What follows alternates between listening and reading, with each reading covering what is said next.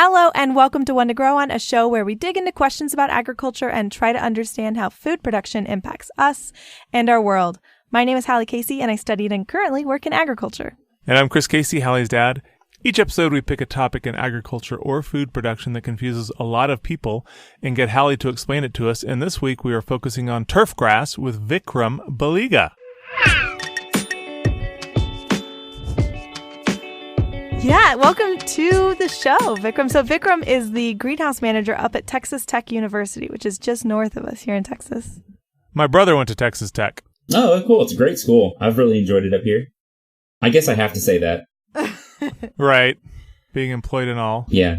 All right. So Hallie, why did you want to talk about turfgrass? So I have always had a lot of thoughts and feelings about turfgrass, but actually I recently went to a conference where they had a whole session on water policy in the state of Texas, and turfgrass was a big topic. And then I got to talking with Vikram online and I actually learned that you study turfgrass, right? Yeah, I'm finishing my PhD right now in turfgrass and specifically studying water conservation. I find that so interesting and I'm so excited. So what did you want to talk about today? I don't know. So I thought it would be cool to just just do an overview of turf. I think anymore, especially in dry parts of Texas, turf gets kind of a bad rap. And then it's earned in some cases. Like, I think that there are good ways to use turf and bad ways to use turf and all of that. And as our water resources are kind of up in the air in some parts of the state, we have to maybe change our relationship with it a little bit. So I thought we would just cover the overview of the industry and maybe talk about a little bit of the science. All right. So when you say turf, I think football fields. Right. So what is turfgrass? You're not wrong. Turfgrass is a thing we use on football fields for sure. But I would define turfgrass as any species of low-growing grass that can handle being mowed or grazed or cut down and trampled in some way and recover and keep growing. That's a kind of a basic definition of just the plant and how it's used. So when we differentiate turfgrass from other kinds of grasses, we're kind of comparing it to like tall prairie grasses or something that grow like 9 feet up versus a turfgrass, which is shorter. Is that right? Yeah, that's right. That's part of it. And I think the recovery aspect is a big part of it. So if you think about when we were starting to figure out what we were going to use in agriculture and animal agriculture and even in the landscape, things that would go and get grazed and then were gone were not super useful, right? Like if that grass wouldn't recover after cows or goats or whatever went through, it didn't do the agriculturists very much good. So we started to try to find grasses that have a low growing point. We call it the crown of the plant, right at the soil line. So, a cow can come and mow it down to an inch tall, and then, a few weeks later, that grass is back. And so I think it has agricultural roots. Wait, there's grass that grows 9 feet tall? Oh, yeah. Definitely. Yeah, definitely. I've never seen 9-foot grass. That sounds amazing. Yeah, it's, a lot of like our ornamental grasses, things we use in the landscape, they get pretty big. So you mentioned kind of agriculture and pasturing. Is that kind of the main history of turfgrass? I always heard about it through like an English, like town square right perspective for the history. Is that? Well, that's certainly part of it. But I think before that, as we started to domesticate animals and livestock and things like that, the whole harvesting and baling and all of that, that's almost in some ways pretty advanced agriculture. I think at its roots, you would get your livestock and let them loose in an area, and they did what animals do. They would eat and all that. And so I think as we started to domesticate plants as well, in relation to our animal agriculture, we looked for things that would grow back quickly, things that were resilient to damage, grazing, and all that. But yeah, the what you mentioned about English courtyards and town squares is definitely a big part of it, where turfgrass was at that time, and I think still is very much a status symbol, right? Like, imagine you're like a feudal lord and you've got this big castle and you're trying to keep up with the Joneses, so to speak, and be better than the next feudal lord a few miles over. And one way you could do that is say that, oh, I've got these perfectly manicured lawns, because that would say that either you've got enough livestock to keep it maintained, or you've got enough people to keep it maintained. And, you flash forward to 2019 and, or let's back up even a little bit more. So think about during the 50s, like people that had disposable income, that had lots of free time.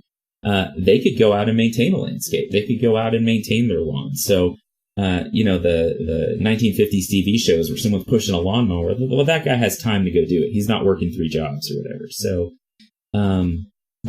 it's changing a little bit, but that's very much still, I think, how, subconsciously turfgrass gets used a lot. For sure. So you said it's changing a little bit. What is the bulk of the turfgrass industry today? So the bulk of the turfgrass industry is definitely still golf, in the United States. And the numbers I pulled for this are mostly U.S. related. I mean, worldwide, there's turfgrass used everywhere. But we have about 15,000 18-hole equivalent golf courses in the U.S. 15,000 golf courses. That is about 24 million golfers a year. Wow, we love our golf. We do. I'm not very good at golf, but, I can go out and be disappointed, hitting a stick or a ball with a little stick and, just like anyone else. But, golf is definitely the biggest part of the industry. There's about probably 45 million acres of, cultivated turfgrass in the United States. Wow. That is a lot of acreage. It's a lot. It makes it, I think, I don't remember. These numbers change a lot, but it's either like the second or something largest cultivated crop in the U.S. Good Lord. Now, earlier you said that meant they either have the people or the livestock to keep it mowed. And I would love to see a herd of goats out on a 9-hole just eating away. That would be awesome. Some places do that, right? Like, what? Yeah, in Silicon Valley, right? Isn't that like a big thing on how they keep their lawns maintained? Because they have these huge rolling campuses, so they will employ herds of goats to come out and kind of mow down the Google campus. Yeah, goats and sheep and other things. Goats tend to pull plants up from the root, and so they're not necessarily ideal lawnmowers.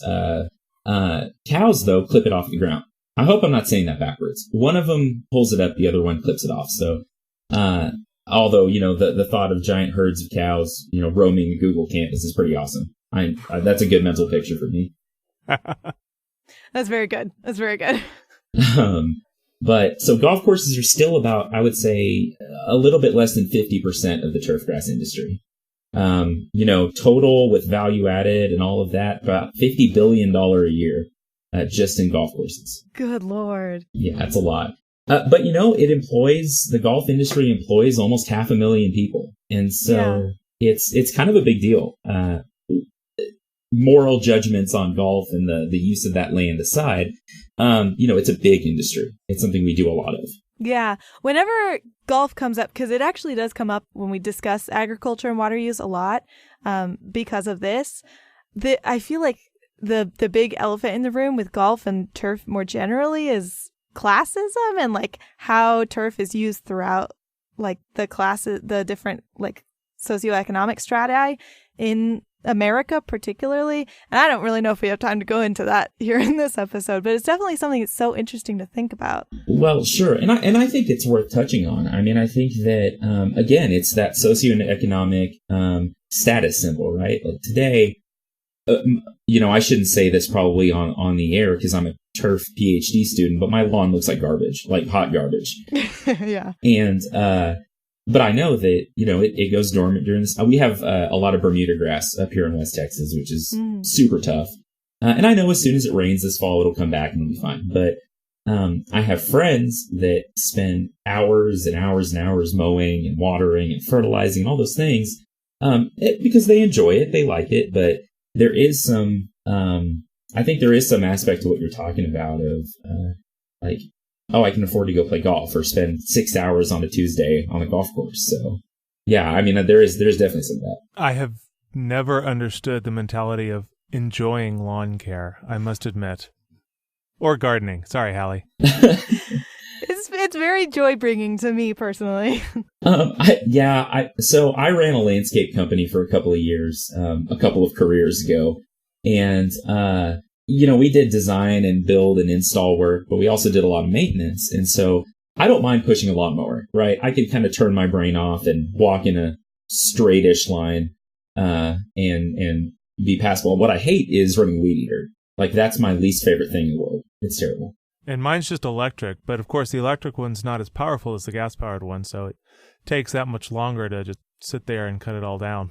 And just have the time to think about how much you hate it. Yeah, I get that for sure. Right. So when we think about turfgrass and kind of some of these trade-offs and some of these complexities here, what are some of the benefits of having of turfgrass itself, other than, like you mentioned, it definitely does create jobs for sure? It does. It creates a lot of jobs. But turfgrass does provide a lot of services in the landscape, something we refer to as an ecosystem service.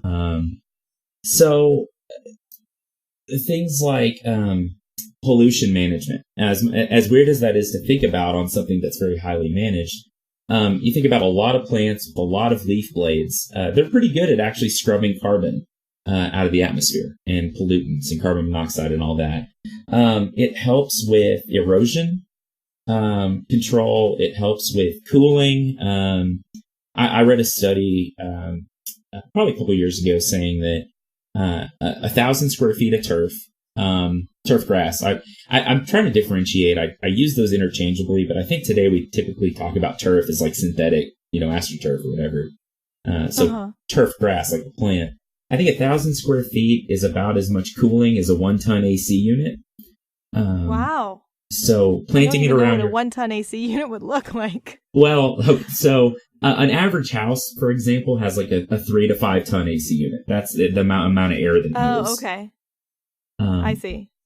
And so it provides a cooling effect in the landscape. It, I don't know. I've been trying to listen back to your back catalog, and I'm very much enjoying it. But thank you. I don't know if you've talked about heat islands and the heat island effect and all of that. So no, we really haven't yet. It's an interesting thing where you get a city, even the size of Lubbock. We have about 250,000 people here, 300,000 in the county. And it's like, I'm looking at the weather station here at the greenhouse, and it was 110 today, 111. And you drive a few miles outside of town, and it's 10 degrees cooler. So all the pavement, Yeah. So the heat island effect is the idea, if I remember correctly, that the pavement and kind of open rooftops and lack of cover on ground generally creates this reflective surface that sunlight can kind of go back up and make an area hotter than it would be if you were out somewhere that, was covered in grass or trees or something like that. Absolutely. And, it has some other issues too. Like, one of the best things about living in this part of the state is it's super dry. Well, okay, that's not the best part. The best part is that even though it was 111 today, it'll be in the low 70s tonight. But if you've got a heat island, all of that concrete absorbs heat during the day and then radiates it back at night. And so you kind of lose that cooling effect that makes living in some places so pleasant, and then there's issues for wildlife, plants, and people, and all that. So turfgrass can help mitigate that just by covering ground with plants that are transpiring and cooling the environment around them. So what are some of the drawbacks on the other side of the equation? Well, there's plenty. I mean, turfgrass tends to be very, very highly managed. In terms of all inputs, water, time, fertilizer, you can even extend that further to like the petroleum costs of running lawnmowers and all of that kind of thing. Mm-hmm. I would say that tends to be what people think of as the biggest drawback, is that it's just so input heavy, so highly managed, Yeah, I notice whenever I get my sprinkler system fixed and actually water my grass, my water bill definitely goes up. Oh yeah. Yeah, and that's not getting cheaper anywhere, right? Water's getting more expensive as it gets more scarce. And so that's a big drawback. I think that some of the issues can be, so water use, runoff, all those things. Not runoff from rain as much. We get plenty of that with concrete. Like, not having a lawn actually increases runoff and erosion, all that. But people don't really know how to use their sprinkler systems in general. They turn it on and say, I don't know, and half hour sounds good, and then they'll run it every day and yikes. Yeah, and put out 5 times as much water as they need to. And then that just runs off and evaporates and goes down the watershed and ends up somewhere else. Okay, so I know how I use my sprinkler system, but how do you think I should use my sprinkler system? Because now I really want to know. Sparingly, as needed. It can be a challenge, right? So most municipalities have some kind of water policy. Hallie, you were saying you just went to a conference, and they probably talked about irrigation ordinance and all of that. Yeah. And so, for us, the way that our water policy reads up here is you can water 2 days a week, and they assign you 2 days a week, and put down 1.5 inches of water, which is kind of a lot. And that doesn't mean that you have to water on those days, right? Like, just because it's Tuesday doesn't mean you should go turn your sprinklers on. You should irrigate if you need it. If it's been super dry. Now, is that a restriction because of drought conditions, or is that just a general policy? That's a good question. So it started out definitely as restriction because of drought conditions, for sure. It was a response to, in 2011 and 12, we had the worst drought on record in the state of Texas. It was really bad. We got here 4 inches of rain in 2011. Which is crazy. It's crazy to think about. And so they started to put in all these more stringent water policies. Now that's just become part of the normal ordinance where you get 2 days to water and that's it. Yeah, but it's definitely not everywhere. I know that we do have it in Texas. I know they have it in parts of California. I don't know if it's everywhere in California, but I know places like in the Midwest, that is just unheard of. Because there's no water shortage. It rains so much up there. They really don't have a problem with that. Oh, yeah. And I it's funny. I was talking to a grower that was in town for a meeting that was from the Midwest, and we were talking about irrigating our crops and our lawns, and they thought I was crazy. Yeah. Grass, man. Pretty amazing stuff. It is. You know what else is amazing? What's amazing? Our Starfruit patrons, Lindsay and Vikram. Vikram, who is a guest on this podcast, independently of the fact that he decided to support it, which is great. We also want to say huge thanks to Christopher, who is our newest patron. Yes, thank you, Christopher, so much for joining the team. And if you want to join our Patreon family, if you do it before October 5th at the $2 and up levels, then we will send you a limited edition patron-only sticker. It's great. It looks great. I'm going to have one on my laptop. I think you should too. It's a very cool, fun sticker, and we do lots of fun things on our Patreon. We do exclusive outtakes and other audio extras. We have extra research. We have a plant of the month where you can learn about a different plant with a recipe every month. And this particular sticker will be patron only, but also in October, we're going to have merch available for pre-order. Yes, so in the month of October, we will also have a sticker available on our website for pre-order, and then we will be shipping them out afterwards, so they will only be available starting in October. We might have them available for sale again if this goes well, but if you want to support the show and you can't do it month to month, buy this awesome, very cool sticker that we are so excited to have. It's different than the patron-only sticker. There's still a patron-only sticker, but there's also a sticker that you can buy in the merch store in October.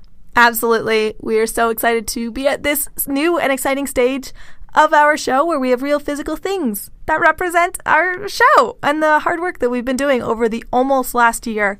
October will mark the 1-year anniversary of this show. Yes, and it's amazing. Back to the episode. Back to the episode.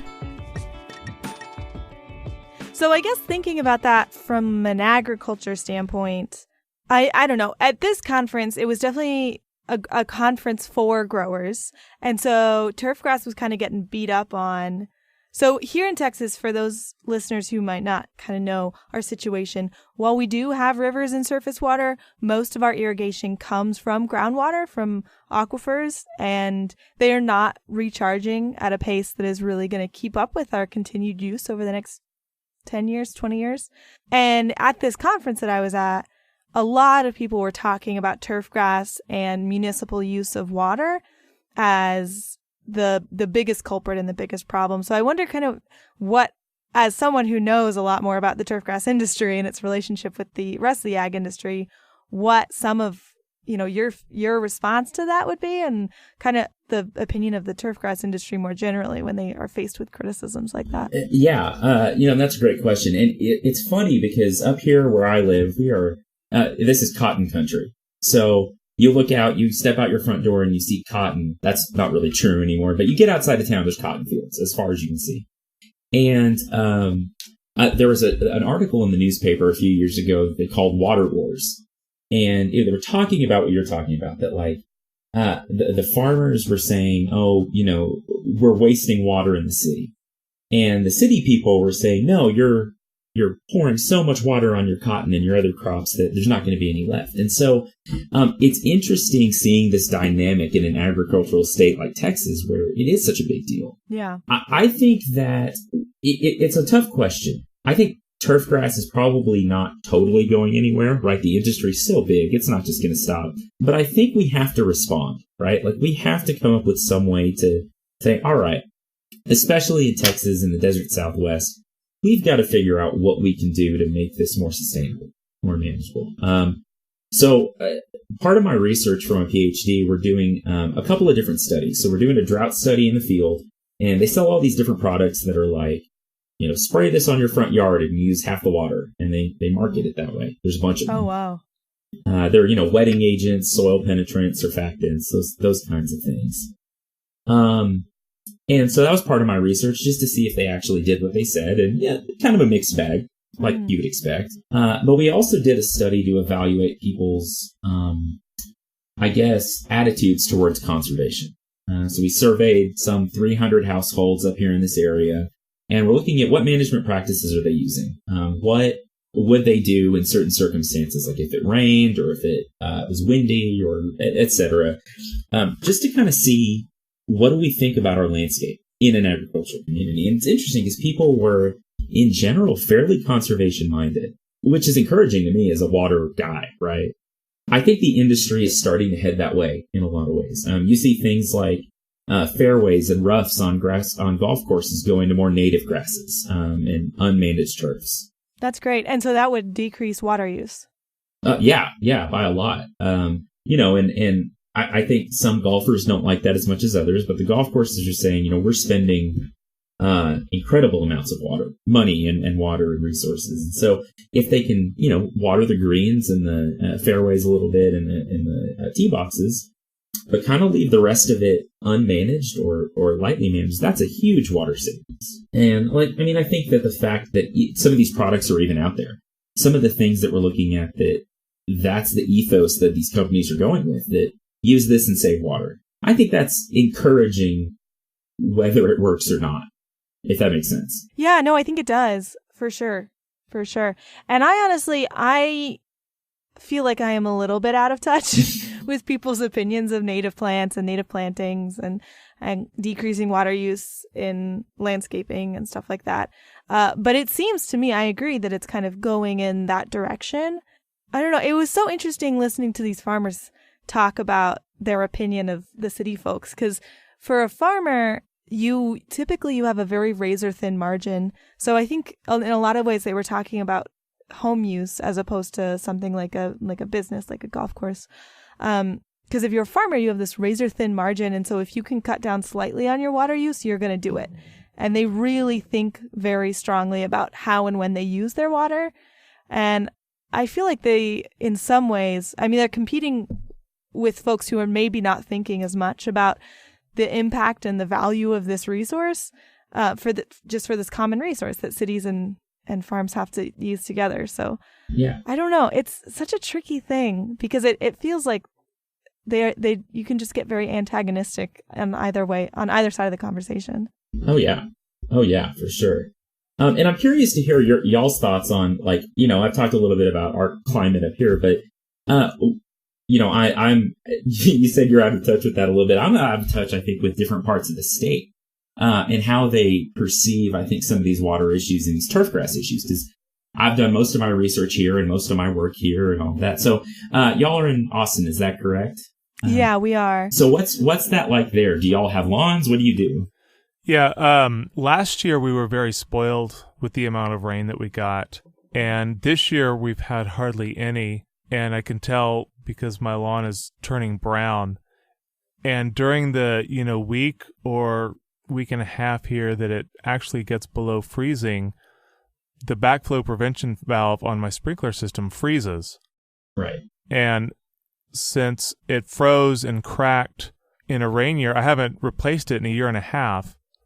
And so we're looking at getting that done, but we also just got a new hose and sprinkler, and we're just kind of spot watering the grass at the moment, trying to take care of it. And I've also noticed that if we don't keep the grass watered, it seems like the foundation shifts just a little bit more, which is a pretty big incentive to keep your sprinkler system working. No, it really is. I mean, we have a lot of these, what we call shrink swell clay soils in Texas that are pretty much exactly what they sound like, right? When it's dry, they shrink, and when they're wet, they swell. But if that happens under your house, that's not great, right? Like, that's not a good thing. Not at all. To kind of pitch into someone from the industry in this region of Texas, we're really feeling it down here. We've got Austin and San Antonio, which are pretty close together, and they're both draining from the same aquifer. Austin gets most of its municipal water from surface water, but we're right over the Edwards aquifer, which is where San Antonio gets their municipal water from. And the Edwards is draining quite quickly, and there's actually plans at the state level to create a pipeline from North Texas and pipe fresh water down to San Antonio because they're just not going to have water in about 8 years. So we're definitely feeling that pressure. Even though we do have this surface water, so much of it is actually allocated to farmers in the rice fields downriver that we can't utilize it as much as the city is really growing and needs to. I mean, Austin and San Antonio are two of the top 15 largest cities in the country. So it's just putting a lot of pressure on the water system throughout the state. I mean, between Houston and Dallas-Fort Worth, we have these massive metropolitan areas that are just really putting a lot of pressure on the same water resources. Oh, absolutely. And we don't use much surface water up here at all because it's hot and dry and windy, and it all blows to Dallas anyway. So it's not like that does us a whole lot of good. But I'm going to say 80% of our water is probably groundwater. We do use a little bit of surface that gets mixed in. Up here, the way it kind of works is there's a pipeline that runs up through the Panhandle. And there's 22 cities on this pipeline. Lubbock's by far the biggest by 50 to 80%. And right where we are, we don't have just a ton of water right under us. And so for the city of Lubbock, it's not a big deal because we're not pulling a lot of water from right under us. We get ours from different sources. But around the outside of town, when the wells kick on in the agricultural wells kick on in June, July, whenever that is that we need to, people's wells around the outskirts of town will start going dry. So our water levels change that much that when we start irrigating cotton, people don't have water at their homes. Wow. I did not realize that. It's pretty crazy. Now we have this is, I guess, a tangent a little bit, but I think it's important to understand is we have what's called the sandy aquifer up here. It's not a cavernous aquifer. So our aquifer is more like a sponge with a straw stuck in it that, I guess, permeable straw. And so it changes. When you start pumping it, it can change levels pretty quick, but the recharge and the refill is super slow. And so we measure it in saturated thickness. So we're sitting on, 100, 120 feet of water here, which is not great. It's not bad. But up north near Oklahoma, they're sitting on 600 to 800 feet of water. So that's where a lot of our water comes from. So I guess getting back to the general topic of turfgrass, do you have any takeaways that you want people to kind of keep in mind as consumers of water and owners of turfgrass? Yeah, I've got a few actually. So again, like we were talking about, I think turfgrass, it does have plenty of services from erosion control, pollution control, and even just recreation and aesthetics. Some people like having a green lawn, and I don't think there's anything inherently wrong with that. I do think that we need to figure out how do we maybe change our relationship with turfgrass a little bit. How do we change our perspective on it? So from a biology standpoint or physiological standpoint of the grass itself, we need to be choosing the right grasses that are well adapted for our area. So I think y'all are farther south, so you're probably mostly warm season species down there. Yeah. We live in what's called the transition zone, so we have warm and cool season grasses. Is St. Augustine a warm season grass? Yes. It's very much so. It hides and cries and weeps in a little fetal position when it gets cold. So it's definitely a warm season grass. Oh, that explains so much. Okay. Yeah, all the little screams you hear all winter, that's the grass. Yeah. Yeah. But we live in the transition zone where we can grow warm season grass and cool season grass equally poorly. Like nothing really does super well here. And so, fun. Oh yeah, it's great. Bermuda's happy. Buffalo grass does really well up here, which is a native turf. Yeah. But then we have a lot of people that are just like hell bent on growing like Kentucky bluegrass and tall fescue and things that are really cool season grasses that would do great in the Northeast. Yeah. And so again, there's nothing inherently wrong with that. I think people just have to realize that they're going to spend more water, they're going to spend more time and more effort keeping it looking good than something that's, pretty well adapted to our area. Mm-hmm. So just like anything, I think choosing the right species and choosing the right variety is a big deal.